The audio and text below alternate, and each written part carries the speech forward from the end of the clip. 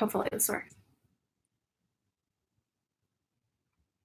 Hi, everybody. Eleni and I. Hey, guys. Are live from Nassau in the Bahamas. And we were talking today at the pool at how we could maximize our time together, spending it in person, since mostly we do a lot of texting. But since we're in person today, and we just spent all day at the pool, we went dolphin swimming. It was freaking amazing. Fun. Totally checking that off of my bucket list. I am like, oh my God. She was so excited. I can't even tell you, like giggling and laughing. And I swear that those guys that were the trainers must have thought we were nuts, because she's like, oh my God, dolphins. But it was so nice. They take really good care of them, I think. They're all rescue from Hurricane Katrina. So we got to pet them, and they took us for a ride with their fins. And we swam with them. It was really awesome. Yeah. So then we went to lunch here, and we're talking about ways that combined we could help you. But we wanted to think about just how Eleni's expertise could benefit those of you who watch my channel. And so, yes, was it what? I don't know. One day we were here. Eleni made this sales call, and it was super awesome. I have actually, not like they have take your friend to work day, but I have never actually heard her in action when it comes to her work. And I'll let her tell you a little bit more about what she does. But she made a cold sales call that was incredible for the nonprofit she works with. And so I will let her tell you more about what she does. But I just want to tell you, we're going to talk about ideas that you can use, her sales tips, and cold calling to get more inventory and help grow your closet. So without further ado, here is Eleni. Okay. So I think that we mentioned a couple of days ago on our one live that we did that I called on a dog bakery because my passion is dog rescue. So I volunteer at this dog in Cleveland, Ohio. This dog rescue probably 2 times a week. What's that called though? So it's called multiple breed rescue. So if you're in Cleveland and you're looking for a puppers, yeah, so it's foster based. We really don't keep them because we don't really have a place that we keep our dogs. All of our dogs, well, 90% of them go into foster homes. So there might be a few, at the actual, it's actually at the president's house that we go to and kind of help her. Like the actual president? Yes. Like Donald Trump? Not Donald Trump, the president of the rescue. Donald Trump, I don't. He doesn't like dogs, I don't think. So my full-time job is a territory sales manager for a paper company. We sell paper straws. We sell paper straws. Right there. We manufacture and convert tissue paper into all sorts of different napkins. I cover a territory in Ohio. I go into Pittsburgh. I might go into Toledo and maybe Detroit. And but it's mostly restaurants and hotels, right? Well, or companies. We work through distributors, but it's difficult because we kind of have to go in and make our own business. We can't really rely on the distributors to bring us the business. So cold calling is not something that I enjoy doing, but unfortunately it's part of my everyday job description. So you've had to do cold calling for how long? How long? How many years have you been doing sales calls? 13 years. So just a couple years. Just a couple. Okay. So when you got started, was it totally nerve-wracking to call random people? It's still nerve-wracking. Really? Because you sounded like you were a ball. No. It's still nerve-wracking. I can't tell you that you're ever going to enjoy it because you never know what you're getting into. So let me go back to the dog bakery. I am putting together a fundraiser for the dog rescue, and I really wanted to have a dog baker or dog clothing company or, biscuits or treats actually be there for this fundraiser because the majority of people coming love dogs. And I thought that it would be really cute other than your usual, Avon or Mary Kay or Stella and Dot. Well, and it's a dog fundraiser. So and it's a dog fundraiser, yeah. Yeah. So I had this bakery in mind. It's a local bakery. Never talked to them. I've never even been in there, to be honest with you. And I was putting it off for like 4 days. Like, okay. But why? Okay, so here's the reason I want you to talk to people and tell people how you do this is that, you know, when I can public speak now with no issues, but when I first started doing it, it was very nerve-wracking, but I was able to get over that through practice. And so what I want people to know is some ideas I had for this talk specifically were things like calling consignment stores for extra inventory. Or if you post an ad in like on Facebook Marketplace or any of those those places, or like call flea markets, call churches, any place that you might call to ask for, you know, what they do with their inventory that hasn't sold, what they do with their extra stuff. It might be smaller boutiques in your area, or like even like Dillard's or Macy's or somewhere. I'm sure that most of them work with large companies to get rid of most of their stuff. But if you made a large enough purchase, and you built a relationship with one of these managers or district managers, you might be able to get some of the items before they send it all out. So that's why I thought it would be good to because it's a way to get creative, to get inventory for your eBay, Poshmark, Mercari, whatever business without having to go source it. It takes a little bit of work, but it's a different kind of work that we're not used to, which is calling and talking to strangers or trying to find people to call. So can you guys hear us? Are we okay? Our internet is really bad here. So if it's bad, you just gotta like bear with us. You have to tell us if you can't hear us. Yeah.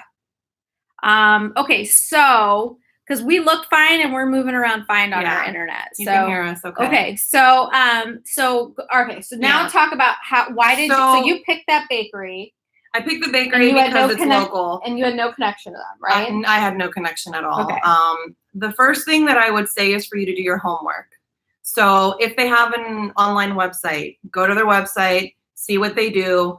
You can get a lot of information from their website, especially if you're trying to source things. Right, like even who the manager is, who the owners are. Yeah. And you can get a lot of information out of there. You don't want to waste your time on the phone when the person on the other line is like, you could have looked at my website and got this information. Like, why are you calling me? Right. So that is the first thing that I will tell you, is to do your homework. The second thing is that I think it's better to do it in person. I did not do it in person because I was in Dallas at PostFest and I didn't want to waste any more time.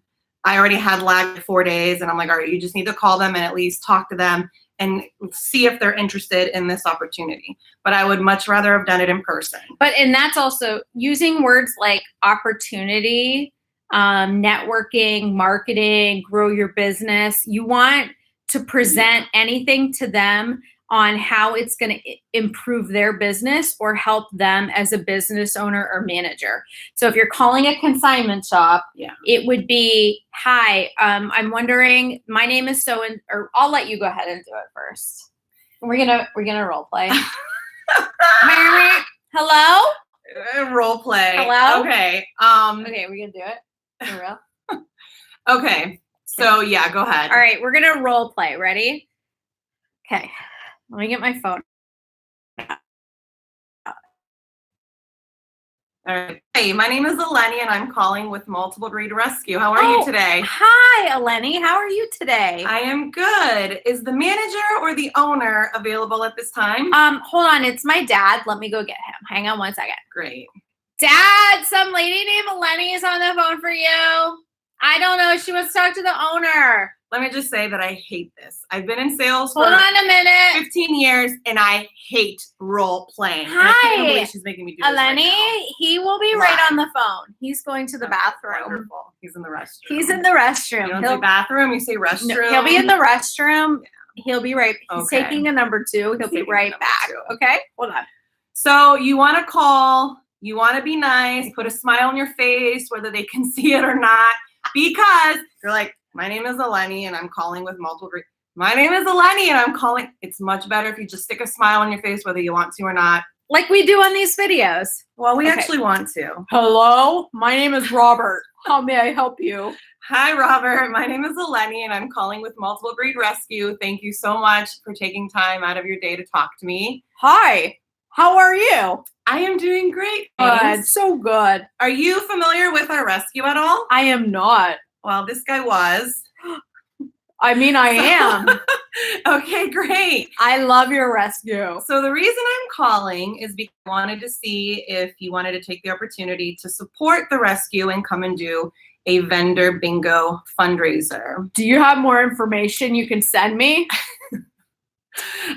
Yes. Let me take your email down. What was your first name again? Robert. Because I'm really bad at names. My name's Robert. His name was Rob, actually. My name's Rob, and I am the owner of the bakery. Okay. Let me take your email down. I will send you all the information. It would be amazing if you could come and support us. How much is it going to cost me? You will get all the information in the email, Rob. What's your email, please? roblovesdogs@gmail.com. Love it. Okay, great. Thank you so much for your time. Is it going to cost me anything? Do you want anything for free? It's a fundraiser, Rob. He was very sweet, so you're being kind of rude, Rob. I am not. I'm ready. I just need to know how much to cut my check for. Okay. I will email you. Thank you so much for your time. Thanks, Lenny. My name is Eleni. Lenny, I will see you at the event. Please you. email me. Thank you. Bye-bye. So this guy was super sweet. I did my homework, so I knew that it was a small local bakery, and the chances of the owner being there was going to be super high. So that's why I either asked for the manager or the owner. Okay. And what about like bigger companies, like PetSmart or Petco or the bigger chain? Who would you have called? I wouldn't have called anybody. I would have walked in because each individual one, I think, is owned by other people. I don't think it's one big company that you can talk to. So when you go in, do you do the same thing? Yep. So you just say, "Hi, may I speak with you?" And just so you know, this is for anything. You have to talk with the decision maker. Yeah. If you don't talk with a decision maker, you might as well just leave, because they are the people. I mean, that doesn't matter. It doesn't matter if you're going to a car dealership, a manager at a restaurant, whatever. You have to talk with someone who actually can do something about it. Yes. So like I have a Pet Supplies by my house. I believe that they partner with a couple different rescues in the area. Like every Saturday or 2 Saturdays out of the month, they'll do adoption events at that specific PetSmart. So I would go in and ask to talk to the manager, tell them who you are, what your organization is. You're looking to partner with them to see if they can support a local nonprofit organization, and kind of just go from there. But it's not fun. It's just something that. What if they say no? You get a lot of no's. What if they're like, nope, bye, Lenny? Anytime that I do a cold call, I expect them to tell me no. In the beginning of when I got hired with this job, I literally had to go out and make cold calls. I don't do as many anymore, but that's because you're a baller salesperson. I mean, I'm not a number baller. one. My sales are pretty good, but I've been lucky. I have great customers. So in the beginning, I did a lot of cold calls. I work a lot in downtown Cleveland. You literally I could park somewhere and walk around and just cold call. And I had to do it because I wanted to stir up business and stir up the distributor reps around there so they can see that I'm in their accounts and that I need business and that I want to get sales going. So for you, I would definitely suggest looking on their website, whatever area you're in, whatever store you want information from. Why and who should we call to do this? So my first suggestion for this as a reseller is consignment stores, because a lot of consignment stores get rid of the merchandise that has been there for so many days. Yeah. They don't typically list their items like on eBay. I actually find a lot of their items in thrift stores with their regular tags on them. And I've seen a lot of other resellers on Instagram lately that buy old seasonal merchandise. So as they transition to fall, they're looking for somewhere to get rid of their summer stuff. And they can transition that out to you. The other way that I think that it's important for resellers is building relationships with wholesalers, networkers, people who have access to overflow inventory, liquidation boxes. Anybody that I see a lot of people that say, how do you get into the door with these companies, or how are you building relationships with, Macy's, or the distributor who buys all of the Macy's brands and gets them off the truck.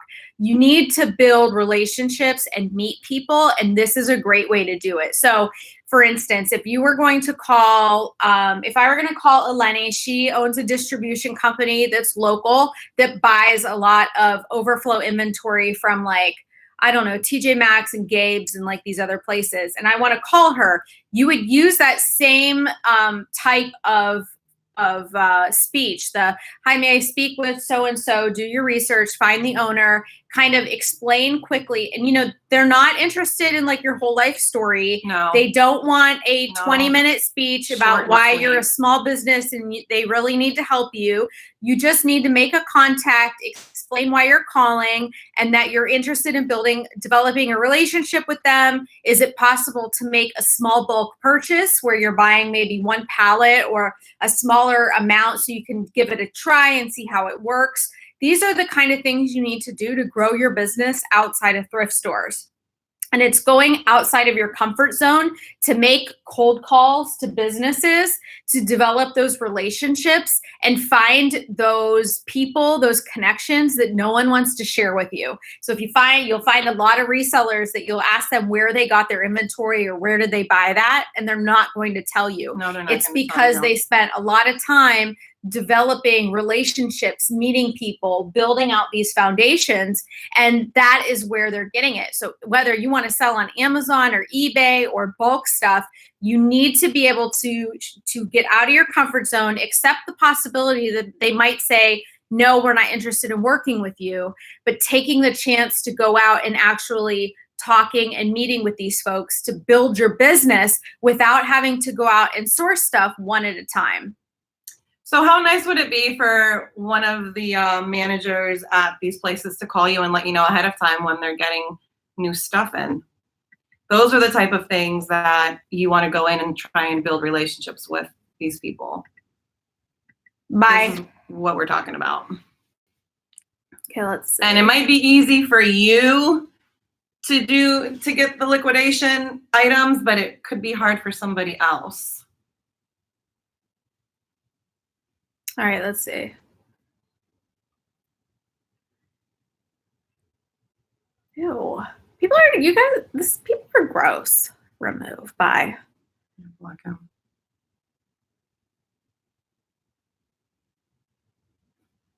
So buying liquidation can be easy online, and there are places that are more trustworthy than others.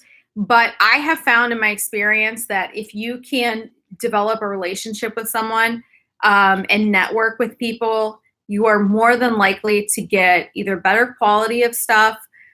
There's also used clothing distributors, and they supply clothing to most of the thrift stores around my area.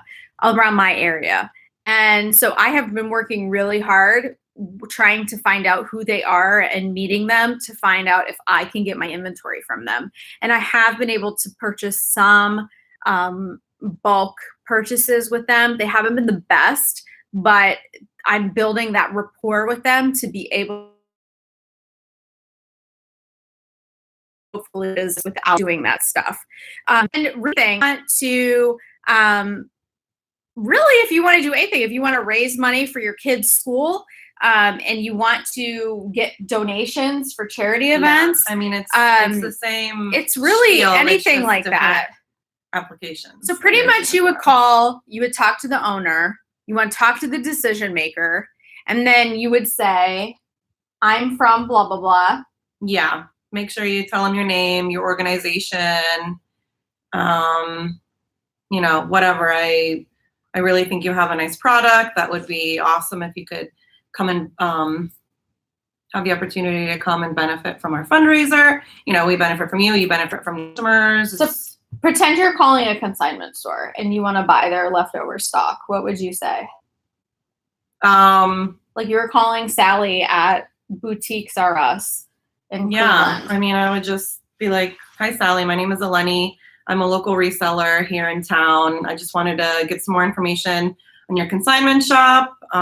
Maybe get a schedule of when they get new stuff. What do they do with stuff that doesn't sell? How long do they keep stuff on their floor? Just whatever questions you have for them. What do they do with their items that are left over the time period? What do you do with the items? I would do that in person. I'm not doing that over the phone. I would literally walk in there and talk to them. That way I can see their facial expressions too. You can kind of get a better reading.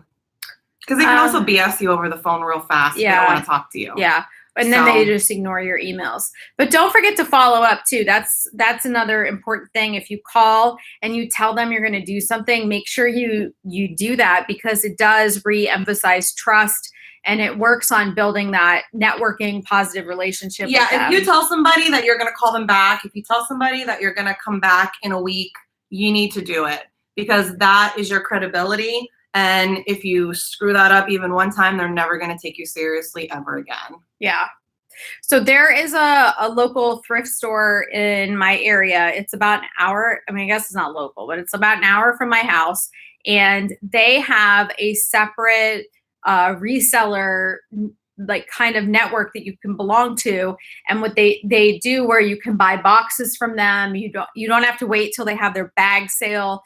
They offer special prices, but you have to call and talk with the person and meet them, and then potentially go to their warehouse to buy these boxes. And so it's a big process, but I wouldn't have known that if I didn't ask at the counter when I was checking out if they offer some kind of bulk purchase or a reseller discount or anything like that.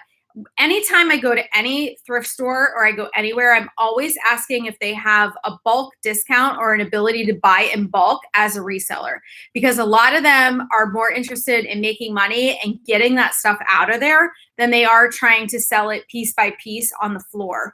And it's a way to get stuff for very cheap. My average cost of item when I do that, which I haven't done it in a long time since last summer, is less than $1. It's basically like going to the bins. Everything is in a box. It's very convenient. But I make sure that I'm doing that. The other thing is, I used to run a used car dealership, and we would call people all the time from the requests that they weren't necessarily cold calls, but they were calls from just submitting like, hey, I'm interested in this Honda Civic. And we used to call people all the time, and I hated it. I dreaded calling people. And as the manager, I usually called second, tried to get them in the door, making an appointment with them. And my biggest thing was that I wanted to treat people the way I wanted to be treated when I called. I didn't want to be sketchy or, weird, like trying to get them in there and bait and switch. I wanted to build the reputation of the dealership so that we were, and honest and had integrity and were more interested as a family-owned business in helping that person get a good car versus just trying to get them in the door to sell them anything. And so you have to change that mindset of why you're calling people, and you have to get kind of excited about, well, I guess it's even kind of cold calling if you are talking to people on Poshmark that you don't know. Like if they write you a question and then you're trying to sell them, you're using that opportunity to, you don't know them. Yeah. You're trying to sell them an item. This is a little random, but the other thing that I learned at Posh Fest from just listening to the other Posh stories is that they take the time to respond to questions and not like, what size is the width of this shoe? And then you put 4 inches. No, you should go on there and be like, oh, hey, thanks for looking in my closet. This shoe width is whatever. Let me know if you have any other questions. Thank you so much. Like, to engage in conversation. I'm so bad about that. I am too. I need to get better at that and be done. Right. But they mentioned that it helps, bring them back to your closet, to bring them back to that item, make them think, oh, hey, maybe I want to purchase it because they forgot about it. So try to engage. That is kind of like cold calling in a way. It's just easier because you're typing it out. You're not physically talking to somebody or on the phone. So Judy said that the local church thrift store calls her when they get new stuff, because she shops there a lot. Local church thrift stores, like ministry stores, any other kind of independent owned or independently run thrift store that's not a Salvation Army, that's not a Goodwill, that is truly there to sell stuff to make money for their church or their parish or whatever it is, those people are great to make friends with because they are more interested in making money, getting that stuff out of there faster, and they're not like a big business Goodwill that they are, like Goodwill or Salvation Army. So those places might be way more willing to offer you a bulk discount, or if you buy so many things, they give you a special price. There's a few that I go to down in like Woodbridge and Alexandria, and the people that work there are so sweet. They're always willing to help me out, and they're so happy to have me take 20 or 30 items out of their store versus coming in and like buying one thing. And they also have better prices. So in my area, their pants are $2, the jeans are $2, where if I go to Goodwill, they're $8 or $9. So I really have to venture out and find these little hole in the wall places to be able to get the prices that I need to get to command a profit. Our local thrift stores have stuff a bag at the holidays, but typically they are not anything like really worth spending your time to. Let's see. Yay, 2 hearts. I'm glad you found a clothing distributor. That's awesome. And also our local thrift stores do not have any 99-cent days, any dollar days. Pretty much nothing at any of our bigger thrift stores is under a couple bucks. So I don't really have anything like that. Yes, I do sell on eBay.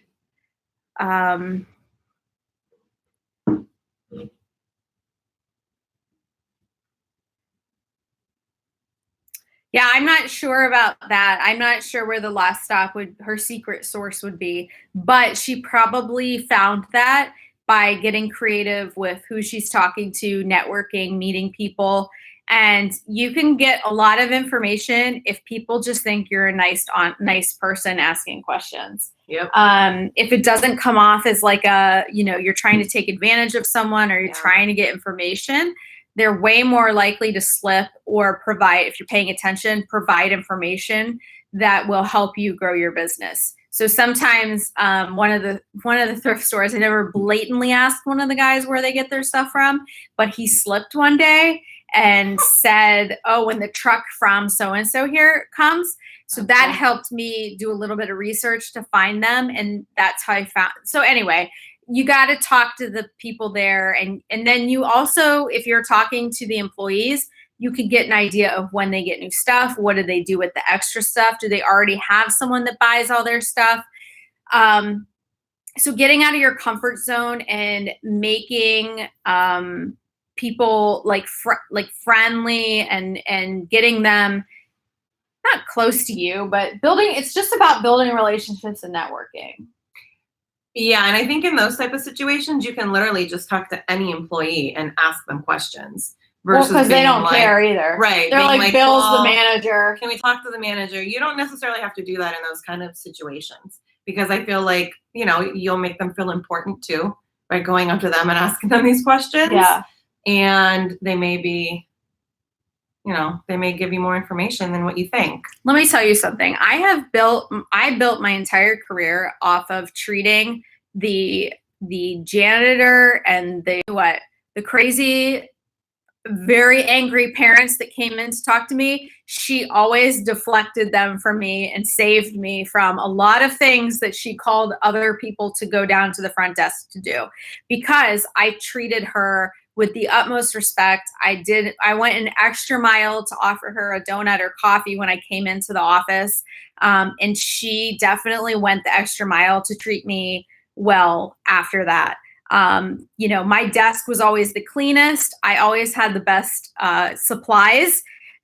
the office manager always ordered me the pens that I wanted, even though she technically wasn't allowed. But she always ordered them for me, and she would slide them in the drawer when no one else was paying attention. She would do extra things for me. So, treating those employees, treating those managers, even more than you would talk to or treat your friend, like that is how you make them feel appreciated and needed and wanted. And then you can actually get like information from them, or they can help you grow your business. So if you want to grow your business and you want to do it locally and buy stuff locally and get a better price, you need to get comfortable with reaching out to people that you might not necessarily do in the past. So yeah, building connections with the store is crucial if you want to get either. I know there are resellers who know people that work at the thrift stores, and they get called when Lululemon comes in or the good stuff. They hold it in the back from them. I know there are resellers that have connections at Marshall's and TJ Maxx and Home Goods for that Ray Dunn stuff. And they get notified, like if they put out a bunch the night before, they're calling these resellers to pick them up in the morning. So there's definitely something to be said about making these connections and meeting these folks so that you can help grow your business. And there's nothing wrong with using that connection to help grow your business, because it's not like you're just, I'm nice to everybody like that. So it's not like I'm trying to be manipulative or conning people into be my friend. I don't think I can con anyone to be my friend. No. They'd be like, "You're an annoying lady. We're out of here." Yeah. Lenny said if she were my husband, she would divorce me. Erin, the data guru, is amazing. So she would, you guys, she would divorce me. I would in a minute. BS. A half minute. BS. So does anybody have any questions for us, just in general? I think somebody said if we sell on eBay. We do sell on eBay. Yeah, we both sell on eBay and on eBay. Mm-hmm. And I got myself booted off of Mercari, so you might want to put our Poshmark closet on there. So Eleni's Poshmark closet is Eleni Cats. Lenny. Mm-hmm. Before we go to dinner. Well, I think it's pretty good.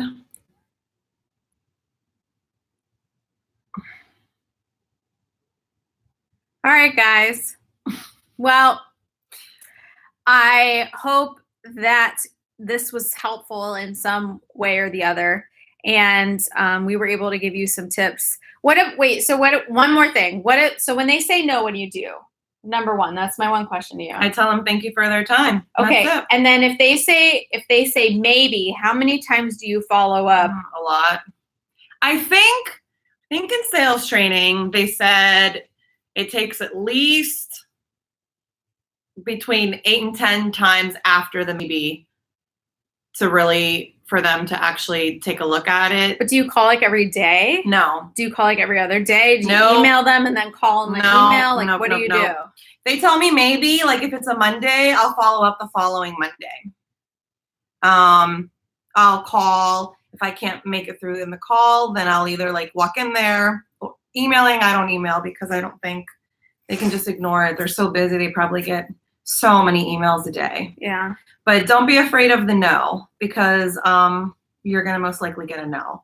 It's very rare. I think it's 9 out of 10 that you'll get no's and 1 out of 10 that you'll get a yes. And if you're afraid, you can FaceTime with me. Home. I'll be like, hello, my name is Robert. Practice at home in the mirror. Practice in the car before you get there what you want to say. I've done it plenty of times because you don't want to go in there and act like you don't know what you're saying. I really need you to watch The Office.